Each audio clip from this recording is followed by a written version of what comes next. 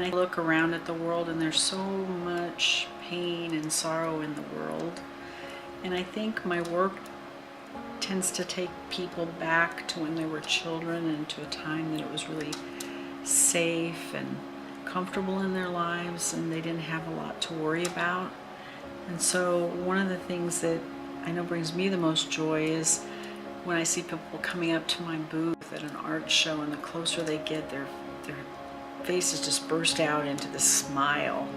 And I think, gosh, even if they don't buy anything, that I've achieved my goal of bringing joy into people's lives through my work. One thing that sets me apart is the use of vintage things in my work, and in particular quilts, crazy quilts from the late 1800s to 1900s, and recycled furs that I use to trim the coats. So I make the coats a lot of times out of vintage fabrics, but I also incorporate antiques as props and accessories for my Santas.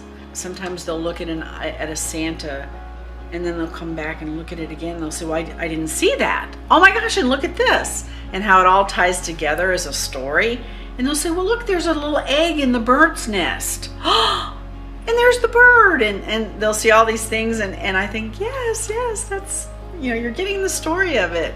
So every piece I have tells a story. There's a reason why they carry what they carry. There's a reason why they're sitting on what they sit. And it all comes together to tell a story. A lot of times when we go antiquing, we'll find things, because I like unusual things, we'll find things from like Japan and Austria, Germany, Switzerland, France. I have an olive oil bottle that's vintage that I got from Italy. And so most of the things that I've collected that I have a lot of came from Germany and Austria because we have visited there the most. I just love to go to other countries and to create a theme of a Santa based on the treasures that I find.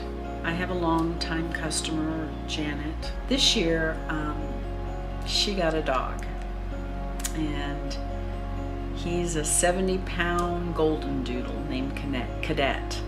And so he's kind of a naughty little boy. When I was looking through my dog books, I had a vintage cover of a dog book from like the 1800s that I had color copied, and it was called Naughty Puppies.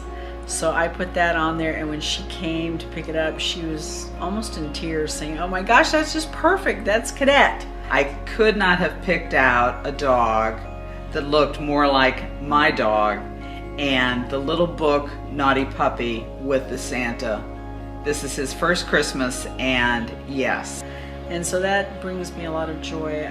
I've had some very, very touching pieces that I've done of parents who had recently passed away, and I made Santas dressed in their mother's or father's clothing.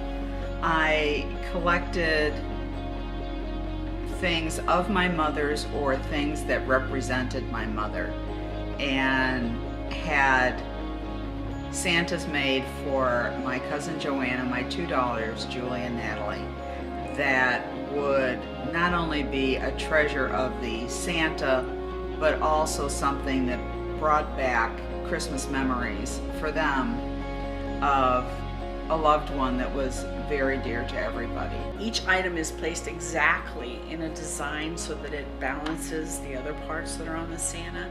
And I basically say that I don't let a piece out of my workroom until it meets my standard. I'm confident that at Linda Cowell Originals you'll find something special for you and your family.